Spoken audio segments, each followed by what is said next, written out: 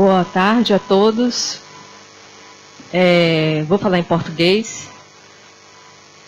Vamos dar continuidade, né, à jornada, à nossa última mesa. Eu vou convidar a Mônica Jacobi para falar sobre a função do escrito no discurso analítico. Bueno, para la presentación de hoy estuve trabajando varias cosas, pero fundamentalmente del seminario ANCOR, alias 20, los capítulos que en Paidós figuran como la función del escrito y la de el amor y el significante.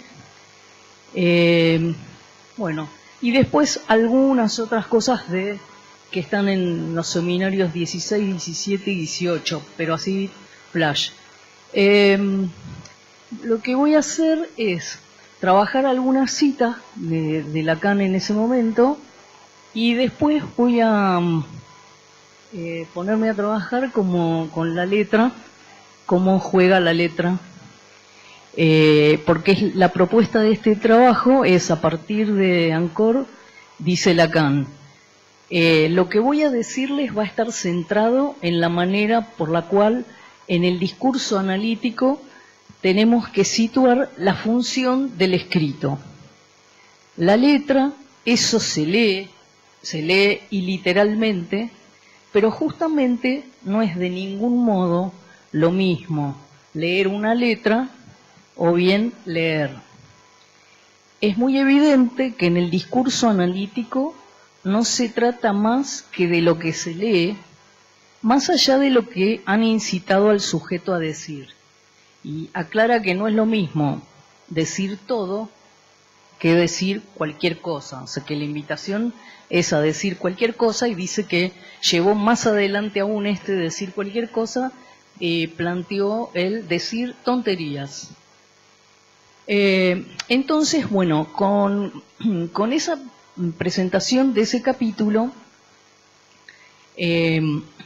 más adelante, ahora voy a dar las citas, más adelante marca la diferencia entre el uso de la letra en álgebra y la letra en teoría y conjuntos.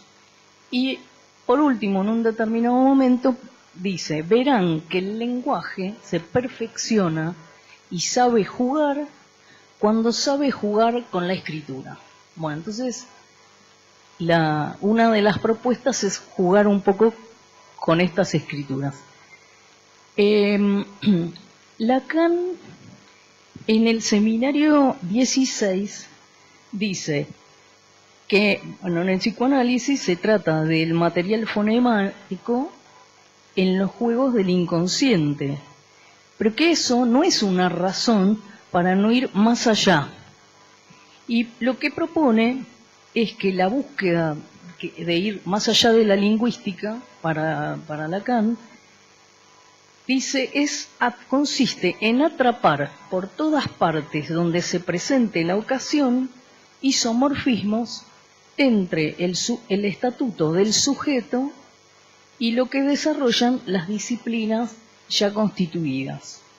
Bueno, isomorfismo tiene una precisión muy especial, pero lo que vamos a decir que hay como si fuera para nosotros, o lo que voy a presentar, como si fuera una misma estructura de escritura, podríamos decirlo así. No es lo más preciso, pero para lo que intento desarrollar hoy sí. Entonces, estamos hablando de escritura, de letra, de función y de discurso analítico. Entonces, en el seminario 21, los no incautos, dice, con respecto al discurso analítico, lo he fundado yo. Lo he fundado sobre una elaboración escrita.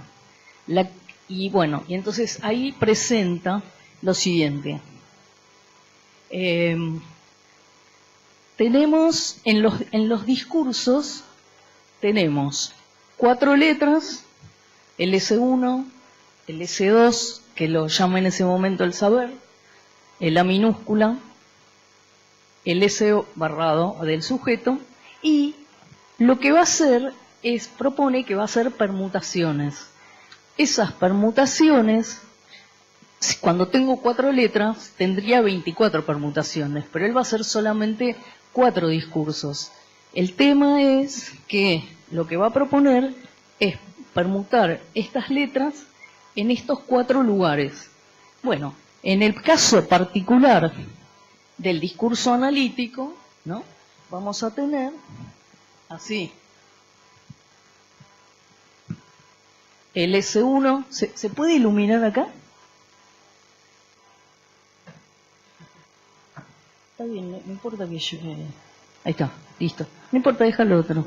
Y yo me quedo así. Bueno, entonces decía que el tema es cómo se van a colocar estas letras aquí.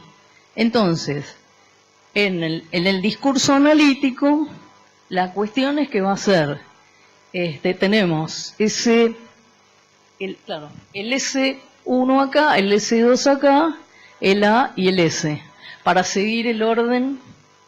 Este es el discurso analítico. Y obviamente que los otros discursos van a hacer esa secuencia, por ejemplo, empezando S1, S2, A, S, etc. Empezando con S1 en cada uno de estos lugares y dando toda la vuelta, voy a poder armar los 4 discursos. Lo que me quiero detener nada más es en lo que dice del discurso analítico. Dice, si es cuestión de ser incauto, no se trata en este caso de ser incauto de mis ideas, porque esas 4 pequeñas letras no son ideas. Incluso no son ideas en absoluto. Prueba de ello es que resulta muy, pero muy difícil darles un sentido. E incluso está estrictamente hecho para que sea imposible darles un sentido. Lo que no significa que no se pueda hacer algo con ellas. Esa es la idea que tiene Lacan con respecto a esta cuestión de las letras. Entonces, retomo unas cosas que dice en Ancor. En Ancor dice que, bueno, para explicar las funciones de ese discurso, me he valido de cierto número de letras. Y ahí no toma estas 4 en ese momento, sino que toma A minúscula, sí, la A mayúscula. Dice, esta A mayúscula no hice con ella cualquier cosa, sino que designo lo que ante todo es un lugar, un sitio, el lugar del gran otro, como tal designado por medio de una letra. Pero luego aclara que en realidad cuando dijo que A era una letra, dice, luego la he marcado redoblada con la S mayúscula, que aquí quiere decir significante, de la en tanto que barrado. O sea, que, digamos así, que para más precisión tomó el significante del otro barrado. Y dice, de este modo he articulado en el escrito, en la letra, algo que añade una dimensión a este lugar de la mayúscula. Bueno, también nombra que habló de lo que ha introducido que funciona como letra, el fi mayúscula, ¿no?, significante fálico, y dice, he utilizado distinguiéndola de la función únicamente significante que se promovió en la teoría analítica hasta aquí con el término de falo. He propuesto fi mayúscula como constituyendo algo original. Es lo que después en las fórmulas de la aceptación va a ser la función fálica. Y dice, es una letra cuya función se distingue de las otras.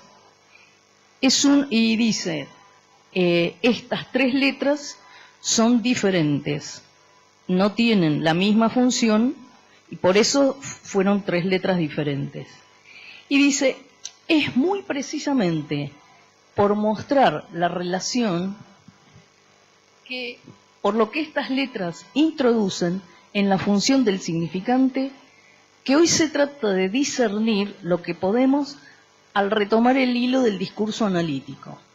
Dice, yo propongo que ustedes consideren el escrito como no siendo de ningún modo del mismo registro que lo que llamamos el significante. En otro momento, ahora va a empezar a plantear algunas precisiones en relación a lo que para él es importante con respecto al uso de las letras en matemática. Dice, hay mucho para instruirse no investigando los guijarros de Masdassil, ni siquiera haciendo lo que yo he hecho cuando explicaba el trazo unario. Más valdría mirar con atención lo que hacen los matemáticos con las letras, y especialmente que bajo el nombre de la teoría de conjuntos se percataron de que se podía abordar el uno de una manera no intuitiva o fusional.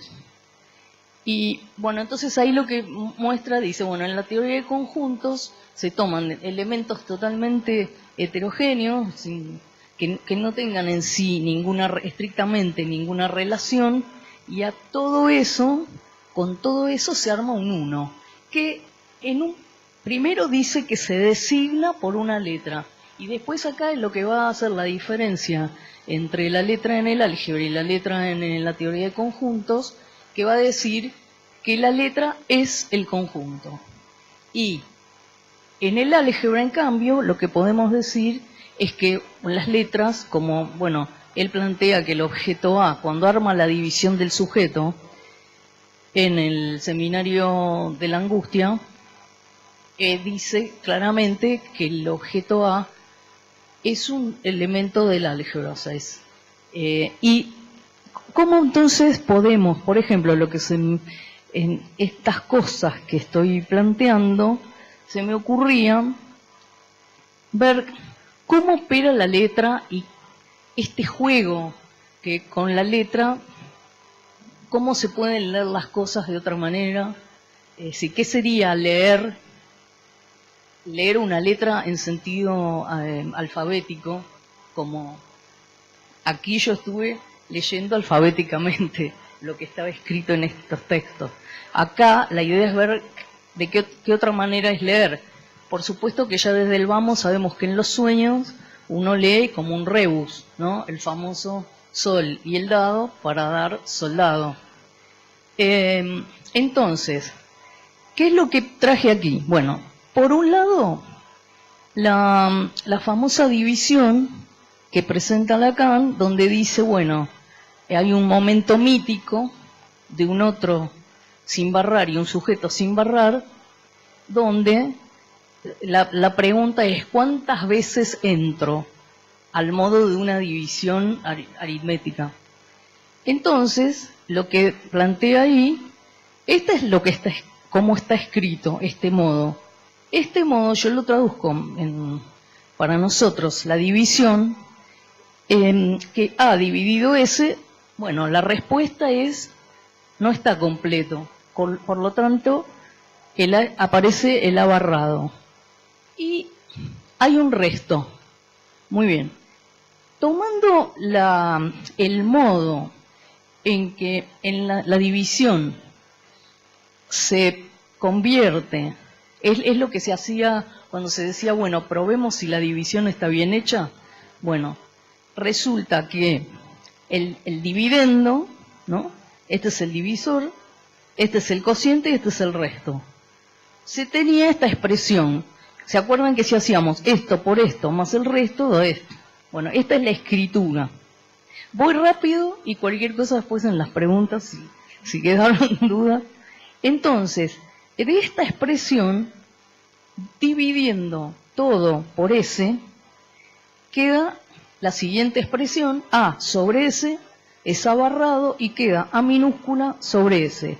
En el texto, Lacan, no estaba escrito, pero en el texto dice que A sobre S en esa división sí se pudiera efectuar, pero no se va a poder efectuar, pero se nombra ese barrado. Entonces, ¿qué es lo que nos mostraría este juego de letras? Que él plantea que una división posible a hacerse, lo que dejaría es dos resultados, el A barrado y el S barrado. Y lo que él, en ese momento, acá, este es el nivel del goce mítico, este es, acá a esta altura pone la angustia y esto el deseo. Entonces lo que está planteando ahí, digamos, este modo de presentarlo mostraría cómo un juego de letras puede permitir leer ciertas operaciones que está proponiendo Lacan, ¿no? Y estas no están así escritas, yo las propongo que saldrían de una división. Otro juego de letras que es interesante, cómo lo formula Lacan, de todo el trabajo que hizo, con el número de oro, el número de oro tiene la particularidad que una de las, dice la fórmula inicial, lo dice, por ejemplo, después que trabajó en el seminario 14, lo trabajaba mucho en el seminario 16, y parte de esto, 1 sobre 1 más A, el objeto A igual a A. Ahora, fíjense algo interesante ahí, que él está hablando de la repetición y de la distinta operatoria. Entonces, propone una expresión donde podríamos decir que hay identidad y diferencia, porque hay una igualdad de dos cosas que se escriben distinto. Fíjense que el A está por un lado aquí en el resultado y el A está abajo operando como un término que suma. Y del mismo modo, el 1 está por un lado arriba, por otro lado está en lo que sería matemáticamente el denominador. Como acá se ve que son dos unos y dos A, y sin embargo hay operaciones diferentes. Muy bien, pero aparte esta escritura permite algo que él propone, que es que si A es todo esto, cada vez que yo veo acá A, puedo, bueno, vamos a ver si... Vale, bueno, entonces, cada vez que esta A, yo la sustituyo por todo esto, tengo esto. Luego puedo seguir indefinidamente. ¿Eso qué es lo que propone Lacan con eso? Dice, noten que si hay alguna cosa a reproducir acá, en esta articulación infinita, va de suyo en tanto que este A, ¿ven? Este A es el mismo que este A. Y dice, la repetición de la fórmula no puede ser, por supuesto, no la repetición infinita, pero dice luego, salvo que en el último término, ven que siempre, acá me olvidé de poner que siempre tenemos esto igual a A. Entonces, quiere decir que siempre, digamos, acá tenemos algo que parece ser indefinido, infinito, iterado, sin embargo, siempre va a quedar, dice,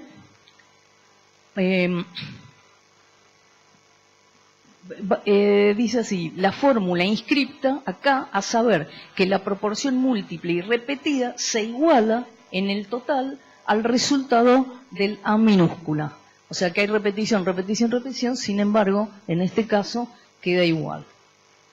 Y voy a concluir por ahora, digamos, de los ejemplos estos, lo que se me ocurría es mostrar qué curioso que es a veces, por ejemplo, en dos ejemplos sencillos de física, que pasa lo siguiente. Tengo el péndulo que está aquí en una posición, lo suelto y va a pasar a esta posición. ¿Qué pasa? Uno que, digamos, la intuición, ¿qué diría? La intuición, si es que sirviera, diría que, bueno, que obviamente que el movimiento del péndulo va a depender de la masa, va a depender de la bolita que se ponga así, y también va a depender del ángulo inicial. Bueno, pasa lo siguiente. En el caso que se considere que se desprecia el rozamiento con el aire, que es una aproximación, una coerción que le estoy imponiendo, resulta que digamos así, lo que vale en este ejemplo la conservación de la energía. Y entonces la energía cinética más la potencial, acá, que no tiene cinética porque no hay velocidad, pues lo solté, va a ser igual a la cinética acá. ¿Qué es lo que ocurre? En todos lados está la masa. ¿Y qué es lo que pasa? Que entonces se puede eliminar, porque se puede dividir todo por la masa. Entonces, primera sorpresa, la letra nos dice que esto funciona independientemente de la masa. Y que se llega a una expresión donde la velocidad, bueno, es una raíz cuadrada, donde, bueno, interviene el 2, la aceleración de la gravedad, y esta altura, que a propósito la llamo L, para que se vea lo siguiente. Me voy a otra situación, donde tengo acá algo que le doy un envión, como hay rozamiento, va a llegar a frenarse. Acá no vale la conservación, pero vale que la variación de energía, cinética en este caso, va a ser igual al trabajo del rozamiento.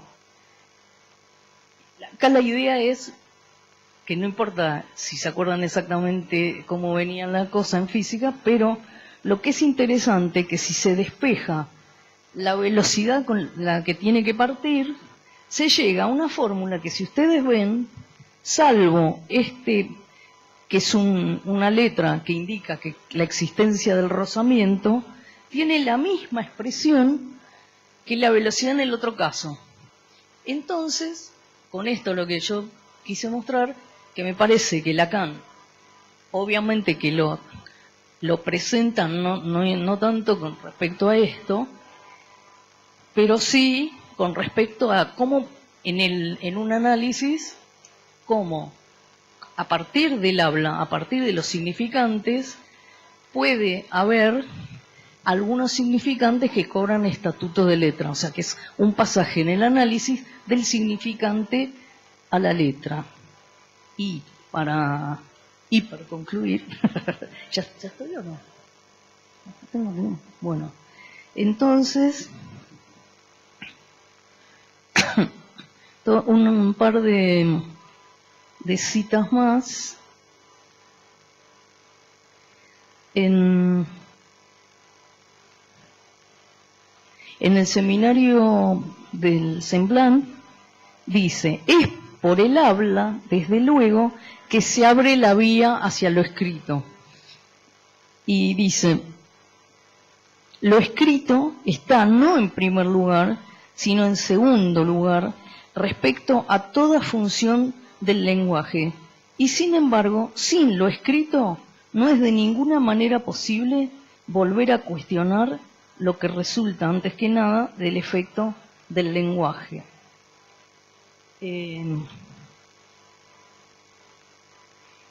Y dice: estamos viendo las relaciones entre las palabras y lo escrito. Y dice: respecto de la función de lo escrito, respecto de todo discurso, es quizá algo con que mirar a hacer que los matemáticos se den cuenta de lo que, por ejemplo, indiqué la última vez, que la intuición misma del espacio euclidiano debe algo a lo escrito. Bueno, es decir, por ejemplo, cuando Euclides arma sus axiomas, dice: existen puntos, rectas. Bueno, eso es algo que es por el escrito, porque en realidad nosotros no tenemos acceso, por lo menos por los sentidos, a la posibilidad. No existe un punto, una recta. Eso son una operación de escritura, a partir de la cual se desarrolla por ejemplo, la geometría euclidiana. Y en este momento el Lacan lo que está, vamos a decir, a lo largo de todo el tiempo, cuando introduce la noción de dimensión, de dimensión, si se fijan en el seminario 21, la hoja anterior está trabajando con la noción de espacio vectorial. O sea que cuando, obviamente que me parece que Lacan en todo su devenir, obviamente que pasa de la noción de espacio euclidiano a todos los distintos espacios que en el campo de la matemática existen. Existen espacios, digamos, no solo obviamente que el euclidiano, después están los vectoriales, están los topológicos, cada tipo de espacio tiene su axiomática y su, digamos, combinatoria. Bueno, si después alguien le interesa, acá también había para jugar con una cuestión de la imposibilidad que Lacan propone en el seminario 17, que dice que en los 4 discursos él propone un jueguito que con 4 letras, tomando ciertas restricciones, se va a llegar a un imposible. Si tuviéramos discursos de 3 letras, ese imposible no existiría. Lo dejo picando si alguno quiere. Dejo por ahora.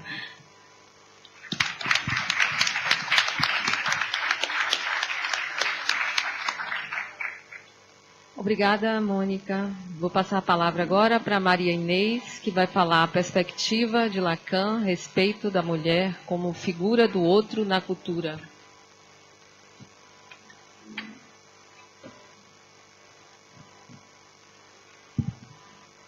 Hola, ¿se escucha? Sí.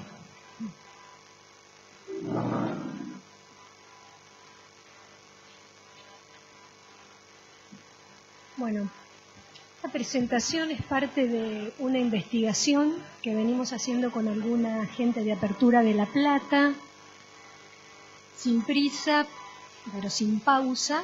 Vamos a paso lento, pero bueno, ahí vamos. Comenzó a partir de un par de trabajos que trajimos acá a las jornadas hace 2 años, sobre la referencia al misticismo en Lacan por un lado, y sobre el trabajo que hace Lacan sobre ciertos paradigmas en relación al amor. En el seminario 7, principalmente, y en el seminario 20.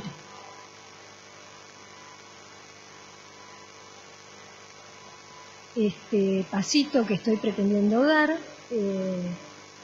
va a intentar circunscribir la posición de Lacan en relación a la figura de la mujer como figura del otro en la cultura, en la idea de que Lacan toma algunos términos que pertenecen al campo o filosófico o mítico religioso, que pasan después al pensamiento común en Occidente y les da un tratamiento específico y subversivo y los transforma en términos que tienen un valor específico en su red conceptual, como por ejemplo falo, nombre del padre o el mismo término de sujeto. Entonces la idea fue investigar qué ocurre con este término de la mujer como otro. Para empezar, todos sabemos que en las elaboraciones de Freud respecto de la femineidad se ha postulado la envidia del pene como consecuencia de la diferencia anatómica y el pasaje al deseo de niño a partir de la ecuación que establece la equivalencia con el falo. ¿Más cerquita? ¿Ahí? ¿Más cerquita? Estos son todos puntos conocidos, ¿no? Bueno, la famosa salida femenina del complejo de Edipo a partir de la maternidad. Con este punto de vista, Freud se inscribe en una tradición que desde Rousseau sacraliza la condición de madre en una mujer. Sabemos que esta salida se da con el resultado del establecimiento de un super-yo que para Freud en la mujer es menos implacable, con menor sentido de justicia y más dependiente de los sentimientos que en el caso del varón. Se trata de afirmaciones que tienen un alcance en Freud, ¿no? Transcultural, universal y ahistórico. la posición teórica ha sido revisada y criticada por el psicoanálisis de Lacan y también de sus seguidores. Sin embargo, desde el campo de las ciencias sociales, estudios de género y estudios feministas, se pone en cuestión la teoría de Lacan por considerarla falocéntrica, sin que se despeje con claridad la diferencia, tanto con el psicoanálisis de Freud como con el de los post-freudianos y post-lacanianos. Sin embargo, estos últimos, dentro del post-lacanismo, digamos, se comprueba que no se sigue al pie de la letra la tesis freudiana. Los post-lacanianos no conciben la realización de la femineidad a partir de la maternidad. Y en general, lo que se denomina como posición femenina de alguien es independiente del sexo del género de la persona en cuestión. Se apoyan supuestamente en afirmaciones de Lacan como la mujer no existe o la mujer representa al otro absoluto o el otro absoluto, para distinguir el goce femenino como goce real fuera de lo simbólico, por ejemplo Colette Soler. Se caracteriza también a la mujer en su afinidad con el otro que no existe, un nuevo otro que en esta época respondería a la condición del no todo, lo que se llama feminización del mundo. Voy rápido porque es muy posible que esto lo hayan escuchado o leído. Estos son desarrollos de Éric Laurent, y se afirma además que la mujer se opondría al semblante y estaría más próxima a lo real. Esta es una afirmación de Miller en un librito que tiene muy conocido, se llama De mujeres y semblantes, de hace varios años. Alush, por ejemplo, la vincula con la injerencia divina en la erótica, con el fantasma de Dios en el lugar del otro ligado a lo femenino. Es muy interesante porque algo de esto se encuentra en Lacan. Pero al mismo tiempo vamos a ver en la diapositiva 3, que en estas teorizaciones también se producen afirmaciones como las siguientes, que las elegí al azar, encontré muchas, no las voy a leer detenidamente, ahí están las referencias. Llega a decir a Lush que tiene desarrollos muy interesantes. En un momento, por ejemplo, llega a caracterizar como un problema la dureza femenina y dice que es algo que se encuentra en la clínica, ¿no? Empieza a haber una cierta caracterización de una tipología femenina, es la dureza. Bueno, también hay una expresión de Miller, y la que me resultó muy interesante es una que encontré, este es un artículo de hace muchos años, el autor es Suberman, que relaciona el significante de abarrado con el problema que tienen algunas mujeres, que en algunos lugares se presentan con el apellido del marido y en otros lugares se presentan con el apellido de soltera, ¿no? Algo así como que no se sabría muy bien cómo nominarse una mujer por esta cuestión, entonces eso se inscribe como significante de abarrado del lado femenino, por ejemplo, ¿no? Entonces, desde estas variadas posiciones se corre el riesgo de plantear desde el psicoanálisis una nueva tipología cuasi universal, aunque se tengan en cuenta las variantes de lo que se denomina la época actual. Una nueva definición de la mujer en oposición al hombre, entendidos ambos, hombre y mujer, en términos esencialistas, en dirección contraria a la teoría de Lacan, que se opone a todo sustancialismo que establezca un ser o una esencia para la mujer y para el hombre, como se desprende de las siguientes citas. También elegí algunas, hay muchísimas. No hay acto sexual que permita establecer soy hombre y soy mujer. Es una formulación que se especifica también en términos de la imposibilidad lógica de describir la relación proporción sexual en otros momentos. Es importante señalar que Lacan es muy claro cuando dice que en cuanto a analistas no podemos decir que es un hombre y que es una mujer. Solamente en cuanto a analistas. Por eso no hay acto sexual que permita establecer soy hombre y soy mujer únicamente desde el punto de vista de un psicoanálisis. Bueno, hombre y mujer son unos hechos de discurso, hay unas cuantas, elegí 2 o 3.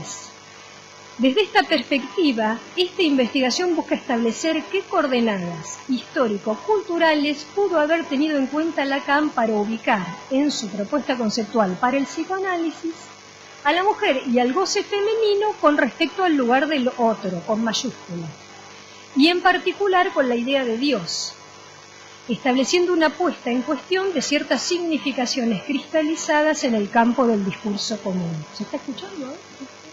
¿Se está escuchando? Bueno, la mujer y el otro. Simone de Beauvoir produce en 1949 su obra El segundo sexo, tan valorada como criticada por el feminismo actual. En ese estudio presenta al siglo XX como un siglo de problematización del lugar de las mujeres, un movimiento que se verifica en la resonancia que adquieren ciertas expresiones de la época reveladoras de esta preocupación. Dice Simone de Beauvoir que en ese momento en los titulares de los diarios, en artículos de revistas, aparecían títulos provocadores como, por ejemplo, ¿acaso hay mujeres? Era la pregunta, ¿no? Ya no se sabe bien si aún existen. Quizás la famosa frase de Lacan, la mujer no existe, haya sido producida y haya tenido su repercusión en función de este contexto discursivo. El planteo de Simone de Beauvoir inaugura en el campo intelectual una reflexión polémica acerca del lugar de la mujer en el curso de la historia a partir de situarla como el otro, y le escribe con mayúsculas. Ahí podría venir la siguiente, sí. Destaca que la condición humana se ha definido en su relación con el otro, que le es necesario en tanto limita y niega al sujeto. Siempre pensado desde el punto de vista del hombre, ya que la dominación masculina ha impregnado el campo filosófico y el pensamiento en general. Siempre desde el punto de vista de Simone de Beauvoir esto, ¿no? El sujeto hombre se alcanza a través del otro femenino, es decir, a través de lo que no es de él.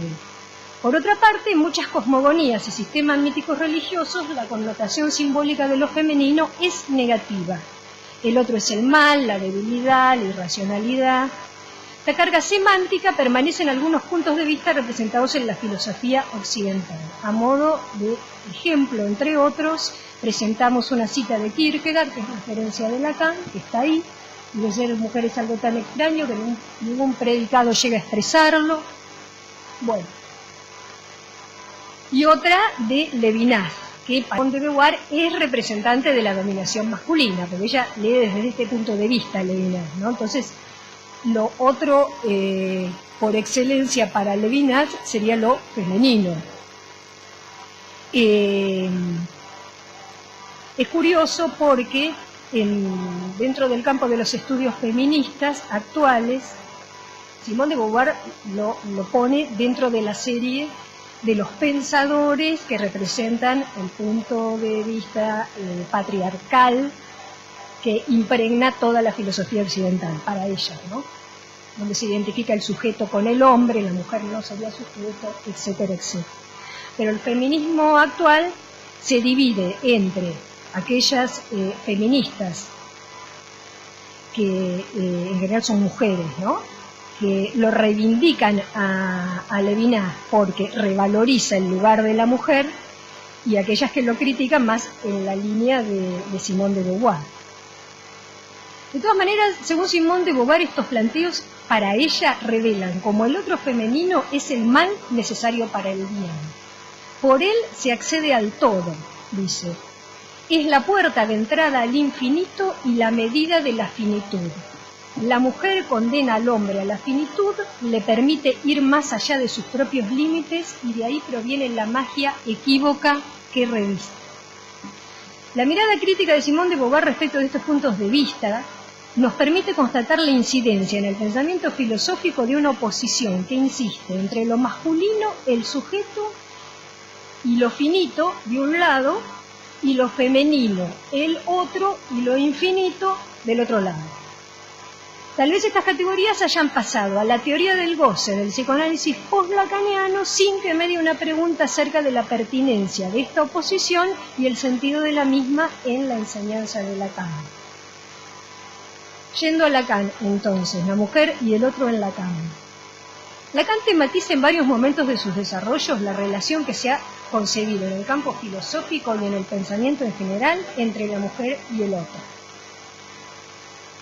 En esta nueva versión del psicoanálisis que presenta, produce una red conceptual abierta y heterogénea en la cual el otro, consignado por la letra A, concierne al lugar donde el significante se postula y donde se plantea la dimensión de la verdad.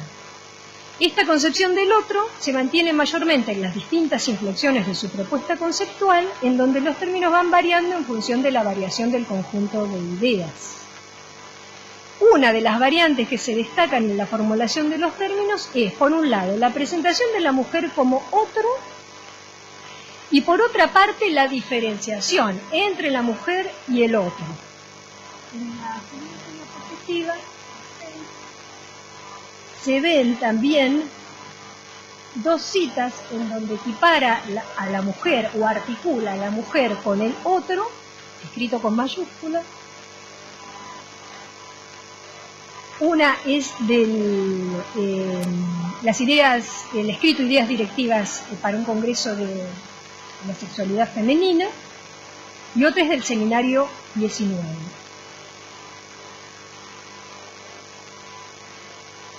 Las leo. El hombre sirve de relevo para que la mujer se convierta en ese otro, para sí misma como lo es para él. Tal vez quiere decir simplemente que todo puede ponerse en la cuenta de la mujer en la medida en que en la dialéctica falocéntrica ella representa el otro absoluto. Seminario 19 dice, ser mujer es algo... No, esta es la de Kierkegaard, ya leí. En el Seminario 19 dice, ella es quien de esta figura del otro, ahí está mal, nos da la ilustración a nuestro alcance. En cambio, en el Seminario 20, por ejemplo, y en una de las charlas sobre el saber del psicoanalista, los diferencia. La mujer no es el lugar del otro y más aún se inscribe muy precisamente como no siendo el otro en la función que doy al a saber como el que es el lugar de la verdad.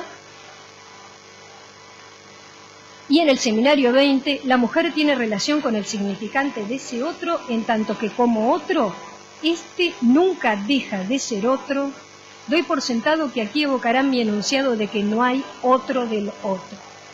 El otro, ese lugar donde viene a escribirse todo lo que puede articularse del significante, es en su fundamento radicalmente el otro. Por eso este significante, con los paréntesis, señala al otro como tachado. Ese de A barrado. La vincula, la articula con el S de A barrado. Si recuerdan las fórmulas de la sexuación, S de A barrado está del lado femenino. Yo obvié todo el problema de las fórmulas de la sexuación por su complejidad, pero es el telón de fondo de este trabajo. Además, por razones de tiempo tampoco hubiera podido ni siquiera esbozar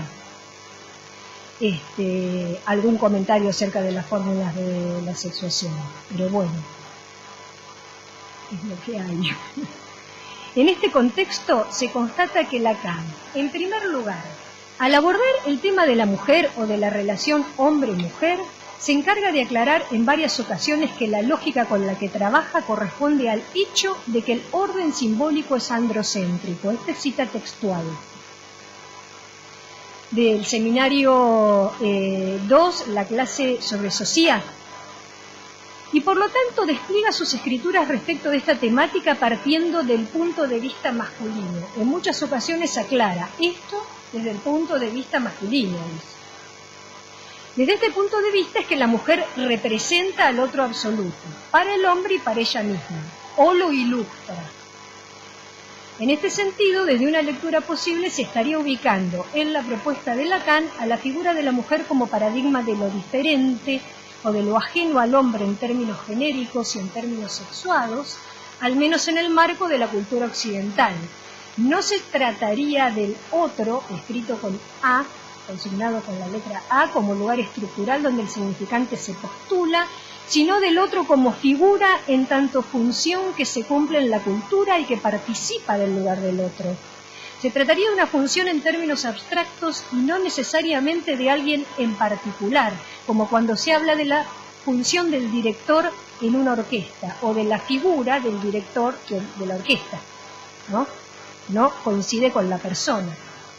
Se podría pensar esta figura como una institución también en el sentido de Van Beniste, en tanto se refleja y se esboza en los modos de vida, las relaciones sociales y los procesos verbales, no como una institución en sentido tradicional, como puede ser la Iglesia, el Estado, la escuela. En segundo lugar, se podría pensar que cuando Lacan inscribe a la mujer en SDA tachado, SDA barrada, escritura que corresponde a la incompletud e inconsistencia del orden simbólico, está articulando contra Simone de Beauvoir, contra ciertas vertientes del pensamiento filosófico y contra el sentido común, que no hay segundo sexo. Esto lo dice literalmente, también es cita textual, recortadísima, en el seminario 19, no hay segundo sexo. Y por lo tanto, que no hay dos que hacen uno en eros. Ese de Abarrado escribe lo que Lacan llama también la volatilización del partener sexual, siempre pensado desde el punto de vista masculino, ya que por la función del lenguaje, el otro se vacía en cuanto ser, dice Lacan. Incluso dice, lo pensamos desde el punto de vista masculino porque, bueno, hay que hablar y desde algún punto de vista hay que pensar. A veces está analizando, como en el poema de Tudal, creo que es, entre el hombre y la mujer está el amor, entre el hombre y el amor está el mundo. Dice, bueno, él era varón, entonces analiza todo el poema teniendo en cuenta que lo hace desde el punto de vista masculino. Esta articulación, no hay segundo sexo y por la función del lenguaje el otro se vacía en cuanto ser. Esta articulación es coherente con la citada imposibilidad de inscripción de un acto que permita establecer el ser del hombre y el de la mujer. Es decir, soy hombre y soy mujer. Ese de Abarrado implica la inscripción de la carencia del término que puede inscribir al sujeto y la falta de significante que represente acabadamente al sujeto en tanto sexuado como mujer, pero también como hombre, ya que en tanto hechos de discurso se definen pura y exclusivamente en la interdependencia de su relación. Desde este punto de vista, el psicoanálisis de Lacan aporta herramientas teóricas que indiscutiblemente despejan problemas clínicos considerados de época, entre comillas, como las variaciones y la mutabilidad en términos de la condición sexual, ya que plantea un trabajo analítico en contra de prejuicios de género identitarios y esencialistas. Si como analistas no sabemos qué es un hombre y qué es una mujer, estamos en buenas condiciones para interpretar las relaciones entre los términos del conjunto del material de cada caso. En esta dirección seguimos las indicaciones de Alfredo Edelstein al interpretar la teoría de Lacan. En la diapositiva siguiente hice una compilación extremadamente rápida y concisa de algunas afirmaciones del otro Lacan.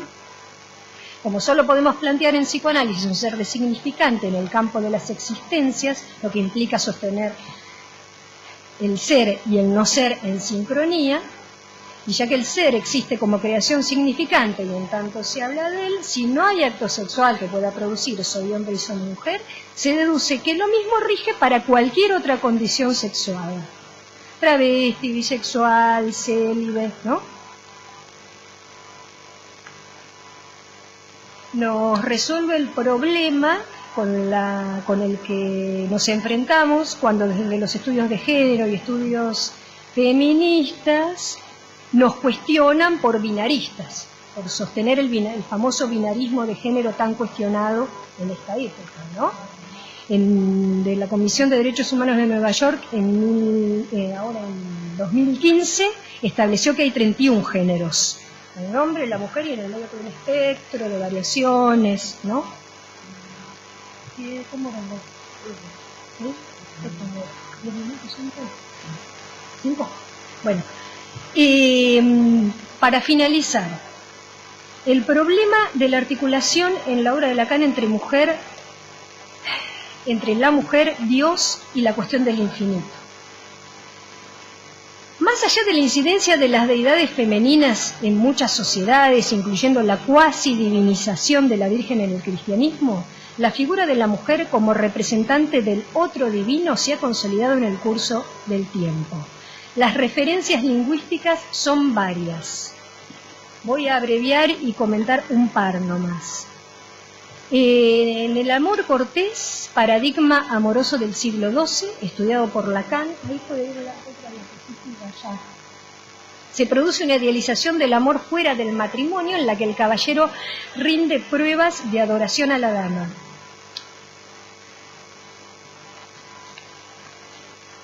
Al modo de ritos iniciáticos. La dama en esta retórica solía ser nombrada como mi señor.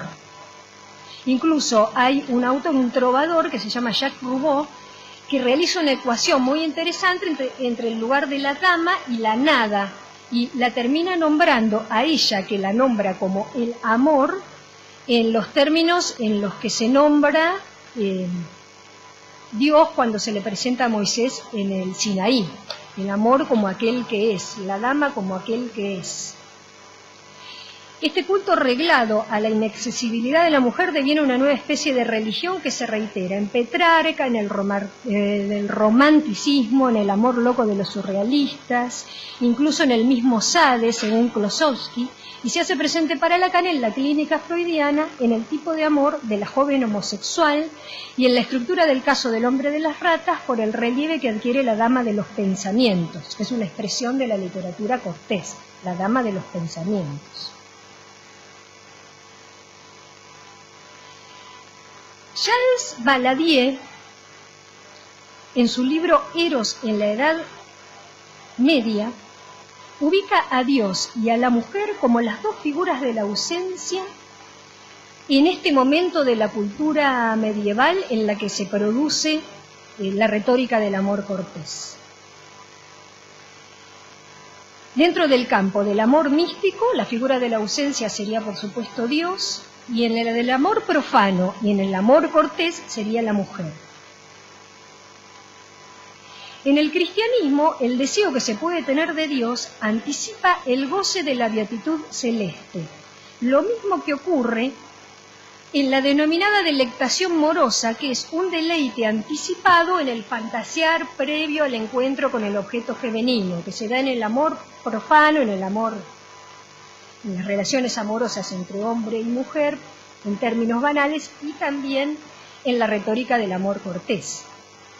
Valadier entiende que la lengua se ha podido alimentar de términos prestados entre el amor místico y el amor cortés, que coexistieron en la misma época, y en este contexto discursivo, Dios y la mujer ocupan el lugar inaccesible, un lugar inaccesible separado por lo que llama una distancia lancinante, dolorosa, y en ciertas formulaciones infinita. La anticipación de este deleite es interesante porque este autor, que sería lo que en Freud sería algo así como el placer preliminar o el placer que se obtiene del fantaseo previo al encuentro con el objeto amoroso, no existía en la Grecia antigua, era displacentero. Esto se empezó a gozar con el fantasear, con el encuentro con el objeto amoroso a posteriori. Y esta nueva forma de placer coincidió, digamos, con el desarrollo de todo lo que implicó la pregnancia del amor a Dios en el cristianismo. Este lugar de lo inaccesible ha sido ocupado con el correr de los siglos por el endiosamiento paulatino de la mujer, correlativo de la desidealización de la divinidad que ha tomado la forma de la muerte de Dios. Se podría considerar que Lacan no desconocía este proceso y por lo tanto ha buscado trabajar este estado de situación desde varios puntos de vista innovadores e inéditos en su propuesta para el psicoanálisis. Entonces ahora, para finalizar, una pregunta que radica en poner sobre la mesa uno de estos puntos de vista y el esbozo de algunas pistas para despejar la articulación que Lacan establece entre el goce femenino y Dios. Estaría la otra. Uno de los términos conceptuales referidos a la dimensión del goce más difundidos de la enseñanza de Lacan es el relativo al goce femenino, presentado como otro goce o como goce más allá del falo. Es necesario destacar que por más que no siempre Lacan lo aclare en su enseñanza, el goce del objeto femenino consiste en una idea, y esta se la voy a leer aunque sea rapidito, pues esta cita me parece muy importante. Está en el Seminario 14. De la negativización que recae en el goce del órgano de la copulación, en la medida que es el que define al presunto macho, dice Lacan, a saber, el pene, de ahí surge la idea. Estas palabras son escogidas, dice Lacan, que surge la idea, e insiste, de un goce del objeto femenino. Dije que surge la idea y no el goce. Por supuesto es subjetivo. Esta idea dependería, si seguimos a Lacan, de la articulación significante, ya que en el mismo seminario insiste en recordar que los significantes son precondición para el pensamiento. Entonces, para terminar, en el Seminario 20 encontramos algunas indicaciones bastante conocidas y especialmente complejas acerca de la vinculación entre esa idea del goce femenino, la idea del Dios y la noción de infinito, que están, por ejemplo, en esta cita que tienen ahí. Cuando yo digo que la mujer tachada no es todo y que por eso yo no puedo decir la mujer, es precisamente porque es lo que yo pongo en cuestión, a saber de un goce que respecto de todo lo que se inserta en la función phi de x es del orden de lo infinito. Ahí aparece. Y la mujer, no toda, infinito. La pregunta es cuál es el contexto o la intertextualidad que permite a Lacan tematizar el llamado goce femenino en relación al infinito y a la idea de Dios. En la trama del Seminario 20 en especial, pero también en desarrollos más tempranos, se encuentran articulaciones en este sentido. Tal vez una de las pistas es la condición de inaccesibilidad y de ausencia que comparten el Dios del cristianismo y la figura de la mujer, al menos a partir del primer milenio de la era cristiana. Cabe destacar que los atributos de Dios se caracterizan como infinitos y que la distancia con respecto a él se plantea en los mismos términos. ¿Será esta la clave que nos permite ubicar la insistencia de Lacan en relacionar el goce femenino con el orden de lo infinito? Lacan establece una escritura lógico-matemática, termino, en la cual el goce de la mujer tendría relación con Dios, se inscribiría como infinito con respecto a phi de x. Y aquí me apoyo en Badiou, que nos da ciertas indicaciones y nos dice que se puede suponer que Lacan, en su intento de formalizar este problema, sigue una concepción de la matemática intuicionista, que rechaza, y acá cualquier pregunta que tengan se la hacen acá a Mónica, en la cual se rechaza que el infinito sea una negación de lo infinito y se lo considera y se lo trata como un punto inaccesible a lo finito. Es decir, no existe ninguna operación, considera la matemática intuicionista, que permita pasar del plano de los números naturales al infinito actual. O sea, rechaza el infinito actual de Cantor. Y dice Badiou que el término más cercano con el que se puede nominar al infinito dentro de la matemática intuicionista es lo inaccesible. La articulación entre el problema del infinito y el lado femenino no obedecería entonces a ninguna característica inherente al goce de las mujeres, verificada clínicamente, es decir, por una vía puramente empírica, y probablemente responda a una lectura que Lacan efectúa respecto de ciertas configuraciones discursivas que entraman una determinada idea de Dios con cierta figura de la mujer producidas en la historia de la cultura occidental.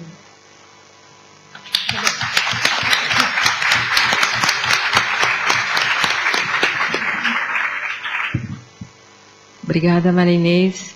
Passando a palavra agora para Bruno Bonores, a invenção do corpo histérico, verdade e gozo. ¿De tiempo andamos bien? Bien. Voy a presentar algo sencillo. Lo que les voy a presentar se escribe en una investigación mayor, un librito que estoy casi terminando, sobre algo propio de apertura, sobre los vínculos que estableció Lacan entre la ciencia moderna, el cogito cartesiano y el surgimiento del psicoanálisis. Creo que esta escritura es como un corte luego de mis 6-7 años en apertura, y en algún modo una nota al pie de todo lo que aprendí estos años con Alfredo. Hay que ver qué tipo de nota al pie es, ¿no? Si una nota al pie que no dice nada, o tal vez una nota al pie como esas que aclaran o tienen un carácter tal vez revelador, ya lo veremos. Y este sería un pequeño resumen de uno de los capítulos. Quería presentarles la idea. Por supuesto, como es un resumen, le va a faltar fuerza argumentativa, pero bueno, ya veremos. Voy a presentar una hipótesis similar a la de Arnold Davidson en la aparición de la sexualidad. Si no lo leyeron, les cuento. En uno de sus capítulos, Davidson, es un autor Foucaultiano, dijo que Freud produjo una subversión radical en el pensamiento de su época al enunciar un principio que lo superó a él mismo, es decir, al mismo Freud. Es decir, que el genio de Freud fue adelante de Freud, de la persona Freud. Que de algún modo Freud, no fue consecuente con este principio, que si se lo tomaba en serio, ponía patas para arriba todo lo que se había dicho sobre el sufrimiento humano. ¿A qué principio me refiero? A uno que está en un texto que hasta la altura nos resulta pésimo, que es 3 ensayos sobre la teoría de la sexualidad. Pero allí Freud define la pulsión como una fuerza psíquica que es, cito, al comienzo independiente de su objeto y tampoco debe su génesis a los encantos de éste. Les pido que subrayen independiente de su objeto.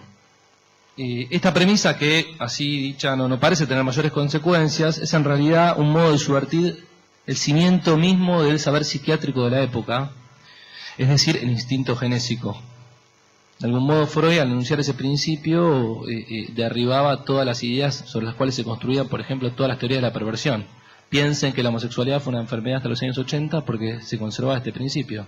Así de sencillo. Si se hubiese tomado en serio lo que decía Freud, jamás podía pensarse algo así, ¿no? Porque claro, el objeto, la pulsión es independiente de su objeto, es contingente, es histórico, puede ser, digámoslo así, cualquiera. Y de hecho, para Freud, en cierto sentido, el problema es cuando la pulsión se vuelve instinto, es decir, cuando se fija, cuando tiene un vínculo fijo con el objeto. Bueno, Freud dijo eso, pero después, por supuesto, 10 páginas más adelante, habló de invertidos, perversos, fetichistas, etc. Es decir, Freud no se dio cuenta de lo que dijo, cosa que nos pasa a todos, y esa es la gracia del psicoanálisis también. Pero si lo tomamos en serio, esa frase, podemos pensar que la sexualidad, entonces, se despliega a través de una multiplicidad de fuentes, distinta a la genitalidad, una multiplicidad de objetos distintos del sexo opuesto y de fines distintos a la reproducción. Repito, si se toma en serio este principio, no hay sexualidad natural, apropiada o verdadera, y por lo tanto la sexualidad es conflictiva en tanto tal, por su carácter contingente e histórico. Bien, entonces mi hipótesis va a ser análoga, porque lo que yo voy a decir es que Freud produjo una subversión en uno de los obstáculos epistemológicos más grandes que tenemos, epistemológicos y ontológicos, en cierto sentido, creo que son cuestiones indiferenciables, que es la dualidad mente-cuerpo. Y a pesar de que lo tengamos muy trabajado, se nos viene encima permanentemente, no tenemos forma de salir de ahí. Nuevamente pienso que Freud dio un paso adelante y dio 2 pasos atrás en este sentido, pero quiero mencionar el paso adelante. Y además me interesa este problema porque diagnostico que hay un inconveniente en el psicoanálisis lacaniano que toma esta dualidad disfrazada. Me refiero a la dualidad cuerpo y significante. Les voy a dar unos ejemplos donde encuentro yo cómo este obstáculo epistemológico, a mi entender, hace que algunos psicoanalistas lacanianos no puedan pensar de otro modo que no sea ese, digamos, de esta oposición. Por ejemplo, Blanca Sánchez, para dar un ejemplo, dice que en la última enseñanza de Lacan se produjo una inversión en el modo de concebir al cuerpo, que en un primer momento Lacan habría articulado el cuerpo en su dimensión imaginaria y simbólica y luego se había centralizado en el cuerpo como sustancia gozante, es decir, el cuerpo real. Dice la autora, si entramos por el significante, el cuerpo va a ser imaginario y es un cuerpo mortificado. Esto es muy importante, esta palabra, mortificado. Hay un predominio de lo simbólico. Cuando la puerta de entrada es el goce, entonces el cuerpo pasa a ser pensado como cuerpo viviente y como sustancia gozante. Entonces, para la autora, el cuerpo real, este cuerpo como sustancia gozante, se opone al cuerpo histérico. Se opone al cuerpo histérico. El ejemplo es justamente el del síntoma de la histeria, ya que gracias a ella, la histérica, pudo advertirse que el cuerpo es otro y que es susceptible de ser recubierto por una articulación significante, ¿no? Ahora bien, ¿cuál es la lógica entonces de esta autora? Dice que hay un cuerpo viviente, la clásica, viene el baño del lenguaje, toma el cuerpo y sobra un cacho de cuerpo. Lo que sobra de cuerpo es el goce y lo que es tomado por el cuerpo es el cuerpo en tanto significante, que es el cuerpo de los síntomas histéricos. Me está volviendo loco el ruidito este. Sin embargo... sí, cabina, ¿podemos eliminar el ruido, por favor? Apaguen el aire. Ahí está el muchacho, creo. Gracias. Ya estaba gritando encima. Bien, me interesa señalar entonces que la autora opone el cuerpo histérico como cuerpo significante al cuerpo real como sustancia gozante. Y el cuerpo como instancia de goce es, por supuesto, esa parte no significantizada, es decir, lo que es inefable, bueno, todas esas cosas que ustedes saben. Privado, singular, etcétera. Luego, por ejemplo, otro texto que encontré, si los recomiendo, está en página 2, es un texto como de divulgación que se llama Adiós al significante, de Gangli y Perretta, que dicen que Miller dijo adiós al significante. Es buenísimo porque, y todos dicen, ¿y ahora que Miller dijo eso, qué hacemos? ¿Qué hacer con este? Se preguntan ellos, ¿qué hacer con este cuerpo afectado por lo real? Y acá viene la pregunta clave. ¿Cómo hacer un tratamiento de lo real si real y significante se encuentran en dos campos excluidos? La lógica entonces es transparente, porque tiene una lógica, por supuesto, que si el psicoanálisis apunta hacia lo real y el significante se encuentran en campos excluidos, la clínica psicoanalítica debe prescindir del significante. Está perfecto. Ahora, ¿por qué significante y cuerpo real se oponen? Si quieren, mejor dicho, ¿por qué significante y sustancia gozante se oponen? ¿Cómo fue posible el establecimiento de este binarismo? ¿Es posible pensar otro modo de articulación entre lenguaje y cuerpo en lo que respecta al lenguaje? Yo creo que la respuesta está en el cuerpo histérico. O sea, mi hipótesis es que el cuerpo histérico, la invención del cuerpo histérico ya nos da una respuesta a ese problema. Y creo que de hecho los lacanianos, los psicoanalistas lacanianos tienen ese problema porque caen justamente en el dualismo freudiano. Es decir, yo pienso que Freud es un franco dualista, pero a pesar de eso puede leerse, como el principio que leí recién, otro principio que critica el propio dualismo que él sostuvo durante toda su obra. Quiero remontarme entonces a cuando Freud llega a París a estudiar con Charcot. Es interesante porque cuando Freud llega a París a estudiar con Charcot, la pregunta que estaba rondando el ambiente, que los estaba rompiendo la cabeza a todos los psiquiatras y neurólogos, era cómo una idea puede ejercer una acción específica sobre el cuerpo. ¿Cómo puede ser que una idea se haga carne? Es decir, ¿cómo se relaciona la mente y el cuerpo en un padecimiento como la histeria? Esa era la pregunta cuando Freud llega a París. Esto sucede porque sucedieron dos eventos fundamentales que también explican cómo surgen estas preguntas, porque ustedes lo deben tener bien claro que para Charcot, bueno, ahora voy a avanzar, no importa. Dos fenómenos, uno es la hipnosis, es decir, ¿cómo se llega a esta pregunta? La hipnosis, es decir, la capacidad de reproducir los síntomas a través de la sugestión, únicamente a través del decir del hipnotizador. ¿Se entiende? O sea, con las palabras crea un síntoma. O sea, a partir de una idea crea un síntoma en el cuerpo. O sea, una vez que Charcot empieza a reproducir los síntomas de la histeria, se pregunta cómo puede ser que solamente hablando con una idea produzca un síntoma. Y la segunda es el trauma. Charcot, ustedes saben, Charcot ¿qué quiere hacer? Quiere transformar a la histeria en una enfermedad que entra en el campo de la medicina. Para hacerla una enfermedad que entre en el campo de la medicina, la transforma en una enfermedad neurológica.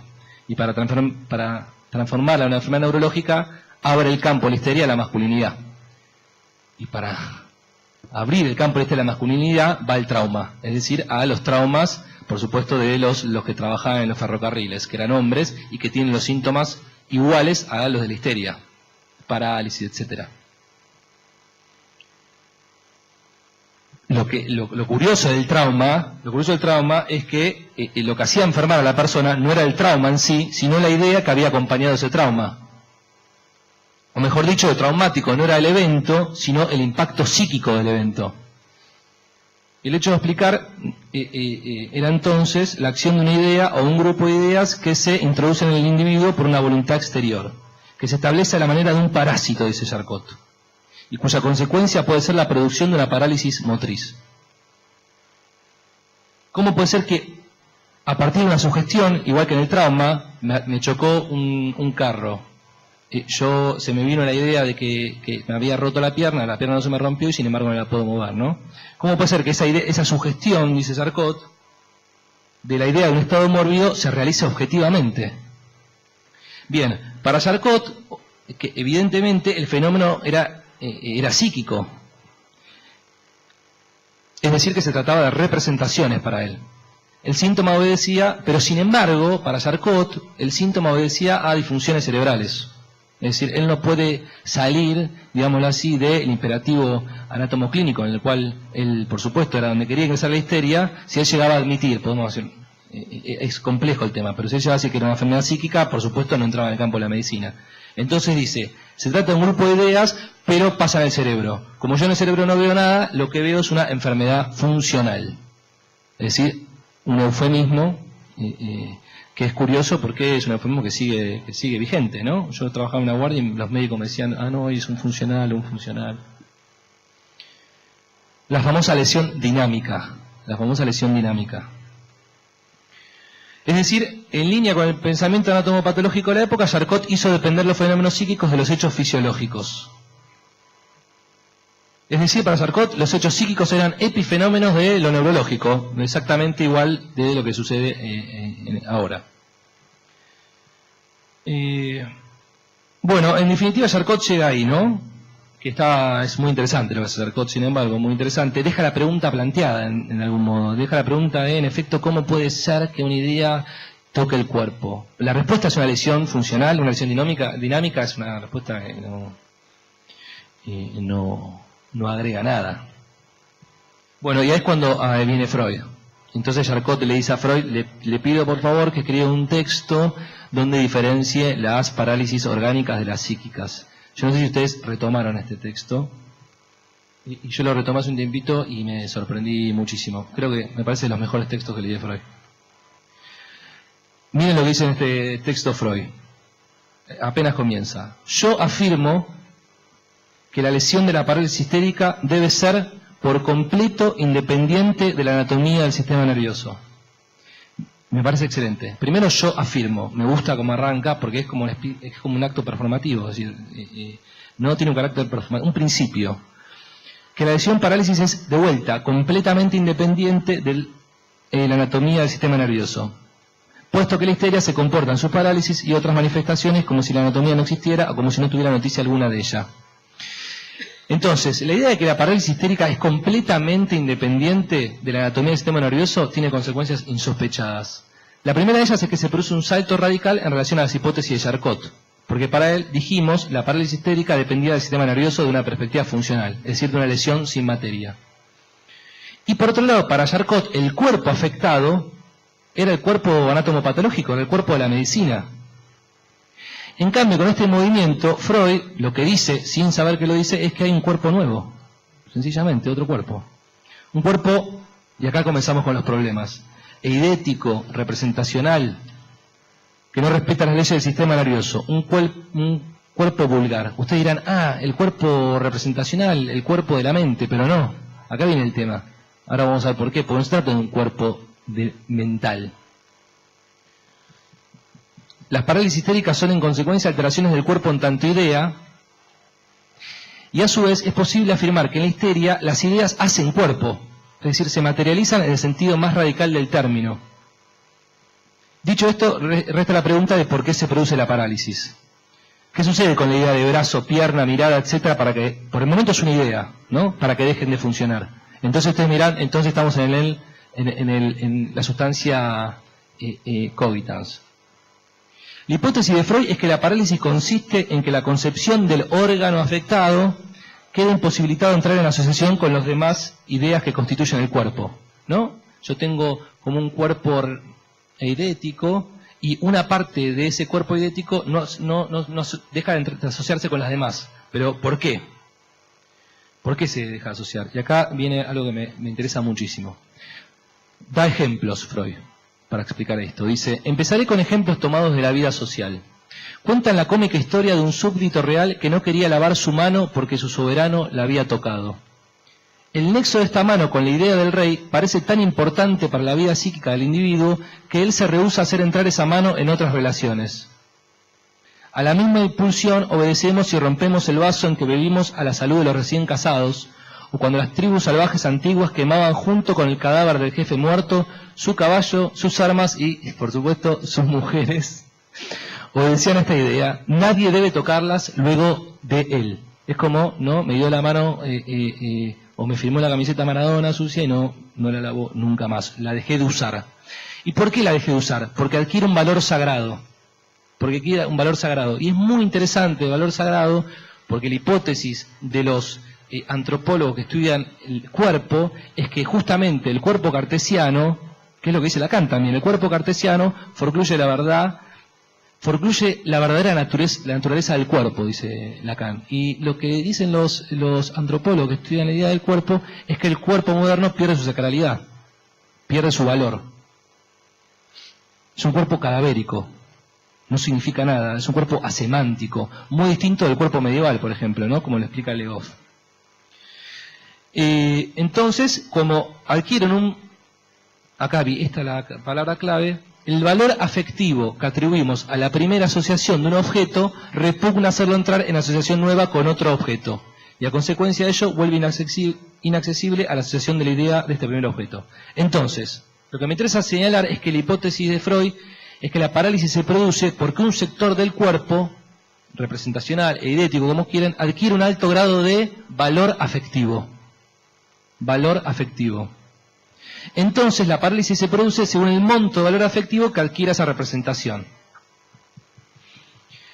Y lo fundamental de esta idea es que para Freud la parálisis pierde efectividad y afectividad cuando ese valor afectivo es tramitado por medio del decir.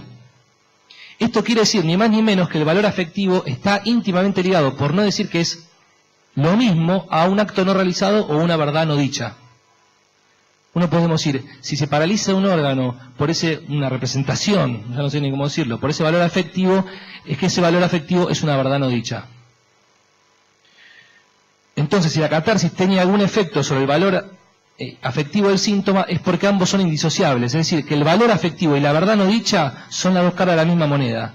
Lo que afectan son las verdades, no la energía ni el cuerpo real, podemos decir.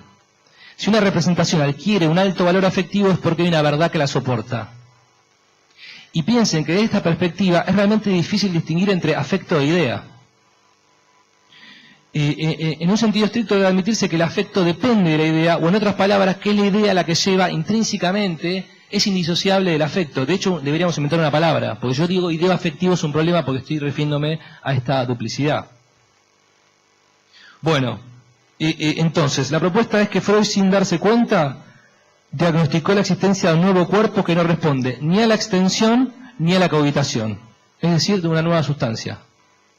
En este sentido, creo que tomando lo que decía Martín del monismo, yo diría que, al menos en Lacan, tenemos un pluralismo, no un monismo. Es decir, una extensión, la sustancia cogita en la extensa y la que Lacan diagnostica como gozante. Freud da 2 pasos atrás. Eso fue en el año 80 y pico. 2 años después, en cuestión preliminar, Freud cambia la idea de valor afectivo por la perspectiva energética ligada al sistema nervioso. 2 años después. El valor afectivo se transforma en energía. Está claro que la noción de valor tiene otra connotación, ya que a diferencia de la energía, no es intrínseco a ningún objeto. Justamente el valor se caracteriza por ser un agregado, una atribución que se le hace a algo, un plus que se añade a determinada cosa. El valor requiere del otro. La energía, en cambio, es una propiedad del cuerpo máquina. Justamente el cuerpo que Freud está criticando, el cuerpo cartesiano, el cuerpo como sustancia extensa. Un cuerpo máquina constituido por supuesto, un conflicto de fuerzas. No les voy a leer la cita de Freud. Todo el día sistema nervioso central, excitación, energía, etcétera, etcétera, etcétera. Y de hecho piensen que en el caso Dora, una famosa cita, también Freud se pregunta abiertamente, ¿son los síntomas de histeria de origen psíquico o somático? Hasta donde yo alcanzo a verlo, todo síntoma histérico requiere la contribución de las dos partes. No voy a hablar de esto de vuelta, pero lo que quiero decir es que, a pesar de haber hecho ese diagnóstico, Freud recae inevitablemente en la dualidad y la pregunta que se hace lo lleva, por supuesto, a la pregunta lo orienta hacia una respuesta. No puede responder otra cosa si la pregunta es psíquico o somático. ¿Soy de River o de Boca? No puedo responder Racing, ¿me entienden? Bueno, tengo dos minutos más. La solución de Freud frente al imperativo médico anatomopatológico fue proponer un trasfondo somático en la base de los síntomas. Esa fue la respuesta que dio él. Debajo de la estratificación del síntoma, la fantasía, la significación, etcétera, está el núcleo real, que es la misma tesis, exactamente la misma tesis que propone Miller. O sea, exactamente igual. Está, ¿no?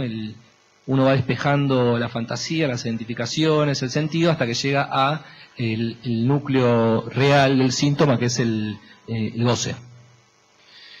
Pero yo entiendo que con el cuerpo histérico, Freud piensa no un cuerpo representacional, no un cuerpo energético, sino un cuerpo, tal vez convenga llamarlo erógeno, constituido por una idea afectivizada o una idea, no sé, tengo problemas, tengo que hacer como muchas piruetas retóricas para hablar. El que la diagnostica bien, entonces, el que diagnostica este problema, el que creo que lo leyó, primero que todos, fue Lacan. Lacan supo leer la subversión freudiana con todas sus consecuencias. Es decir, fue él quien dijo explícitamente que el psicoanálisis había descubierto una nueva sustancia. No una única sustancia, una nueva, la gozante. Lacan demuestra que existe un retorno de la operación cartesiana, es decir, de la forculsión de la sacralidad del cuerpo, vehiculizado justamente nada más que en el cuerpo de las histéricas. Cuerpo que se resiste a entrar en la pura categoría de res extensa separada de la res cogitans. El cuerpo histérico es el retorno de la verdad al cuerpo luego de la forclusión producida por la ciencia en el cuerpo maquínico. Y la verdad es hermana del goce. Es decir, que para el psicoanálisis la verdad implica una satisfacción pulsional, lo voy a decir así. Sustancia gozante, entonces. Seminario 20, voy rapidito. Esto lo trabajó Alfredo, en verdad, muy bien en el otro de acá, está en el capítulo. Lo primero que dice entonces que el psicoanálisis, a través de la idea inconsciente, modificó la idea de sustancia pensante. Desde aquel pienso que por suponerse a sí mismo funda la existencia, hemos tenido que dar un paso adelante, dice el inconsciente.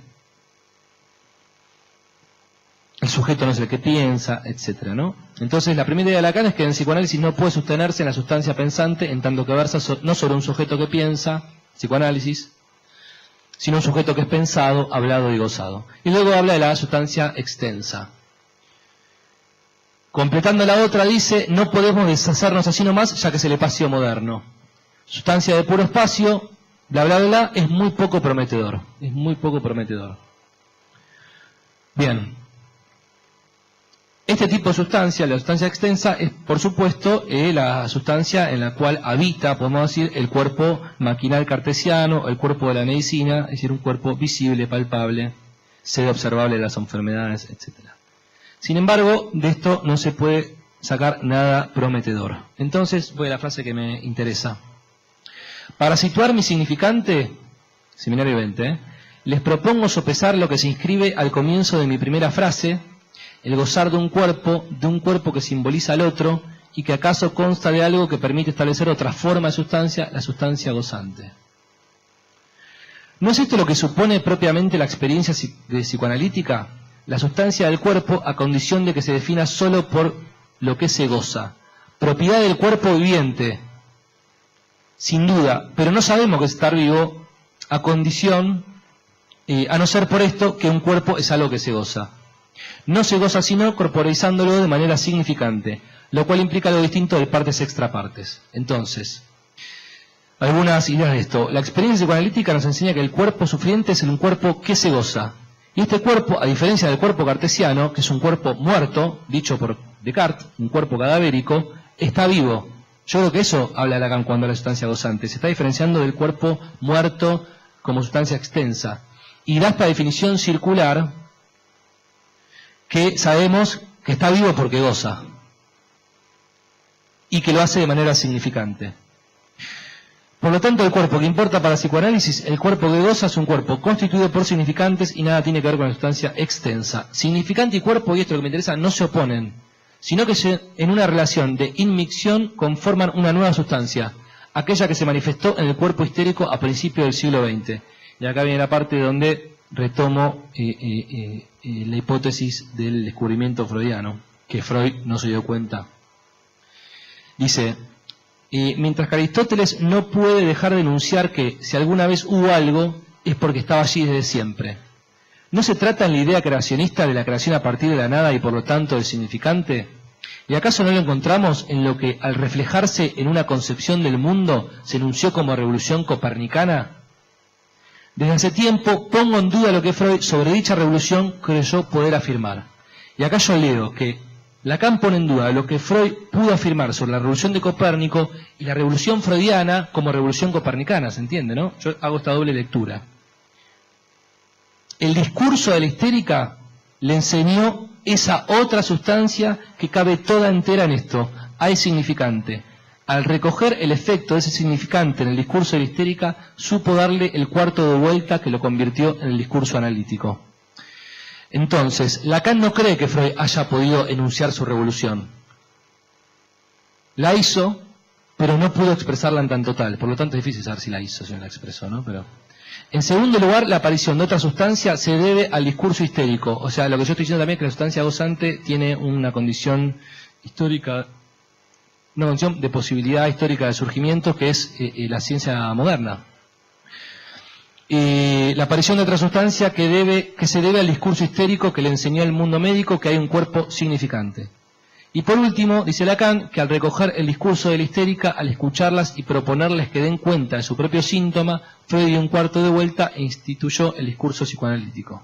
Bueno, y antes, con esto termino, también me interesa señalar esto, pensar el modo en que articulamos significante y cuerpo, porque yo siento que desde otros espacios de psicoanálisis se nos critica en apertura lo que Nietzsche llamaría la depreciación del cuerpo. Es decir, que seríamos algo así como una institución hiperabstracta, que nos dedicamos solamente al significante y nos olvidamos la dimensión corporal. Y que de hecho, creo que hay algo cierto en esto, tenemos muchas afirmaciones de tipo negativas con respecto al cuerpo y no enunciados de tipo propositivos.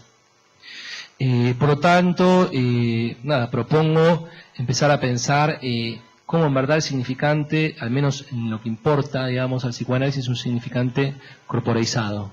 No sé cómo, habría que pensarlo mejor. Sí, en cor, sí. Bueno, eso, gracias.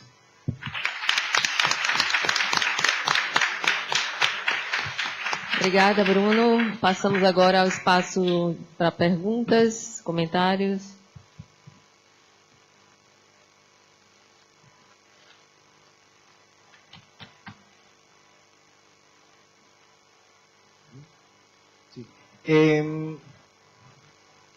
Félix, me parece justo, Bruno, que lo que introduce Freud ahí, o lo que lee Lacan que introduce Freud ahí para trabajar el tema de la mente y el cuerpo, es el inconsciente. O sea, además del significante, también está el concepto de inconsciente, no tomado como reservorio o algo así, sino como esa afectación del cuerpo por la verdad o por los dichos. O sea, lo digo porque estaba buscando un poco la palabra de decirlo, y el problema es que siempre que adjetivices, o sea, o califiques el cuerpo o la mente o las palabras, que es lo que estabas intentando hacer, como cuerpo de las ideas o un afecto ideal o una idea corporizada, siempre vas a tener ese problema porque justamente estás utilizando las palabras que provienen de ese otro discurso. Sí, sí. Entonces me parece que en ese sentido capaz convendría deshacerse un poco de eso, no en el sentido de deshacerse de dejarlo por el lado, sino reconstruirlo de otra manera, es decir, dejar de pensar, no sé, cómo sería con la propuesta de Alfredo de ayer, que sería un momento donde se dejaría de pensar dos individuos en el análisis y pasar a a ver la disolución de los individuos, obviamente la gente no se va a disolver, no vas a agarrar una barra de ácido y la vas a meter el cuerpo ahí. No se trata de eso, sino de hacer el corte de otra manera, de tal manera que no exista en ese caso los individuos, sino que exista el discurso, por ejemplo, o el caso, por ejemplo. Y en este caso, en lo que tú estás proponiendo, no se trataría ni del cuerpo ni de la mente, sino de hacer otro corte que lo incluya a los dos, que pudiera ser el inconsciente. ¿Respondo ahora? Sí, estoy completamente de acuerdo con vos. Lo que pasa es que la noción de inconsciente está absolutamente tomada por la sustancia mental, lo voy a decir así. La idea de inconsciente se la considera un problema de la mente. Entonces, y de hecho, a pesar de que yo estoy de acuerdo con vos, que el inconsciente no puede ser pensado como una instancia mental, y de hecho, en cierto sentido, no puede pensarse el inconsciente sin una cuestión afectiva, esa noción está atrapada ahí. Y creo que específicamente la palabra propia es sustancia gozante. Me parece que lo que articula justamente las dos instancias que nosotros tenemos completamente separadas entre cuerpo, mente, pulsión inconsciente, afecto, idea, representación, energía. Son 1000 las dualidades, ¿no? A partir de estas dos sustancias. Me parece que sustancia gozante justamente es la mejor. ¿Entendés por qué quizá la idea de inconsciente no me convence para pensarlo, para empezar a deconstruir esta idea, para que tenga impacto también, ¿no? Para que eso de algún modo funcione, para que, por ejemplo, no sigan produciéndose estas decisiones tan radicales, estas exclusiones entre significante y goce, porque la idea de inconsciente no lo permite, pero evidentemente con la idea de inconsciente no llegamos a ningún lugar.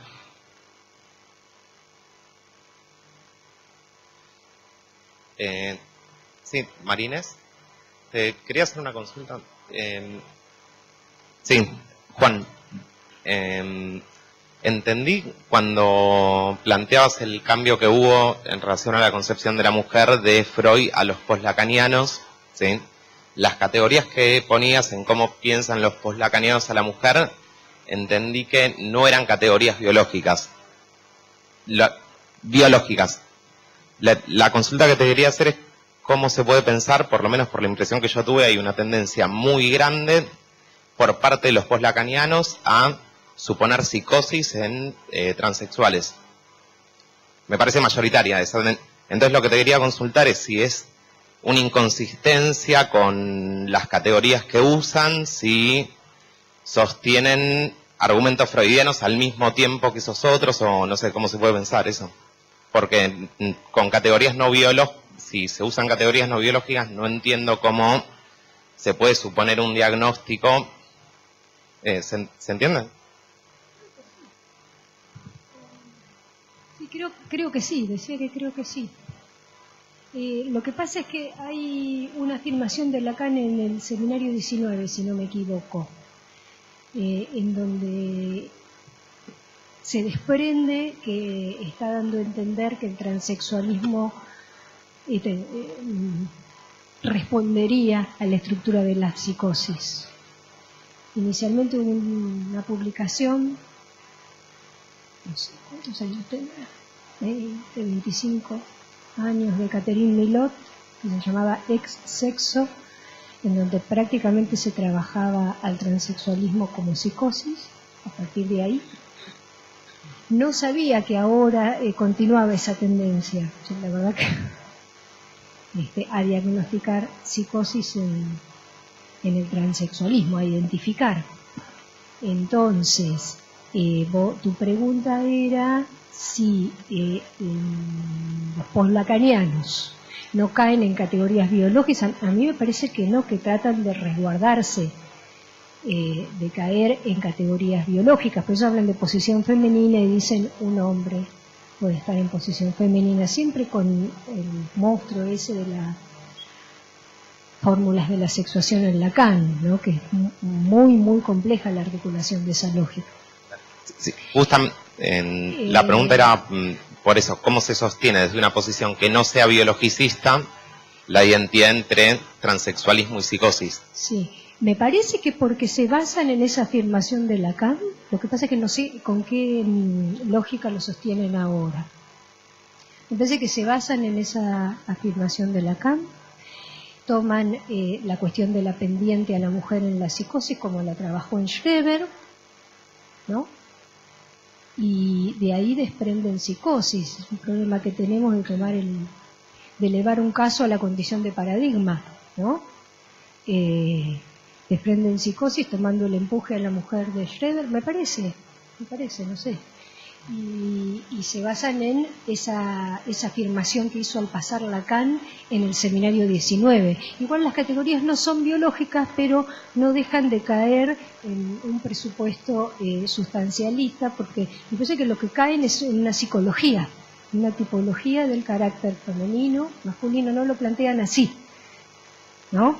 Pero encuentran, me parece a mí, atributos femeninos y atributos masculinos, a pesar que se hacen cargo de que están cambiando los prototipos y levantan las variaciones de época en relación a todo el problema de lo que son las variaciones en relación a las diferentes condiciones sexuales que vienen apareciendo. No, iba a decir que con respecto a por qué se confunde transexualismo con psicosis, lo que yo escucho es que porque se cortan los genitales y los psicoanalistas le dan mucha importancia a los genitales. O sea, sencillamente porque para los psicoanalistas los genitales es importantísimo y como si yo me pusiera, no sé, si alguien se hace las tetas acá no sería tan grave pues son las tetas, pero como es el pito es importantísimo, realmente. Y por otro lado porque caen en el mismo error que ellos diagnostican, que es la confusión entre el falo y el órgano, porque lo que dicen son las transexuales confunden el falo con el órgano, entonces se amputan en lo real, lo que no es un problema en lo real, pero increíblemente el diagnóstico es justamente a partir de esa confusión, así que es un desastre teórico eso, para entender. Sí. Sí, mi nombre es Diego y la pregunta era para Inés también.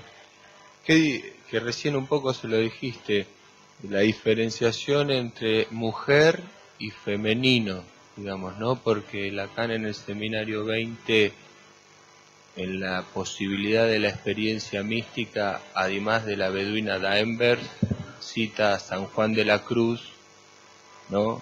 Que estaba ubicado en una posición femenina, digamos. Entonces, femenino y masculino puede ser tanto en el hombre o en la mujer, no sé, si haces la diferenciación entre mujer y femenino, digamos. Sí, yo me pareció que lo había, lo que pasa es que fui tan rápido que no recuerdo si lo planteé claramente. Sí, yo planteé inicialmente que a diferencia de Freud, en general en el lacanismo no se habla de hombre y mujer, sino de posición femenina y posición masculina, independientemente del sexo biológico, si querés, de la persona en cuestión. Sí, lo que pasa es que me parece que si uno consulta los comentarios de casos, muchas veces posición femenina, incluso aunque se esté hablando de varones, que son civilmente varones, que tienen el DNI masculino, ¿no? Se caen en tipologías. Por ejemplo, goce más allá del falo, que Lacan trabaja con esta problemática tan compleja del infinito en matemáticas, se transforma en, no sé, que las mujeres gozan más. Es una lectura ingenua del mito de Tiresia, ¿se acuerdan? ¿No? Y alocadamente. Bueno, yo elegí 2 o 3 de estas frases extraídas medio al azar y medio no, de artículos de seguidores de Lacan, en donde a pesar de que hablen de posición masculina, de posición femenina y traten de guiarse por la complejidad de las lógicas de la sexuación, a veces en ciertos comentarios, específicamente en comentarios de casos, caen en una tipología, yo les diría, psicológica. Aunque estén hablando de hombres en posición femenina, no sé si se entiende.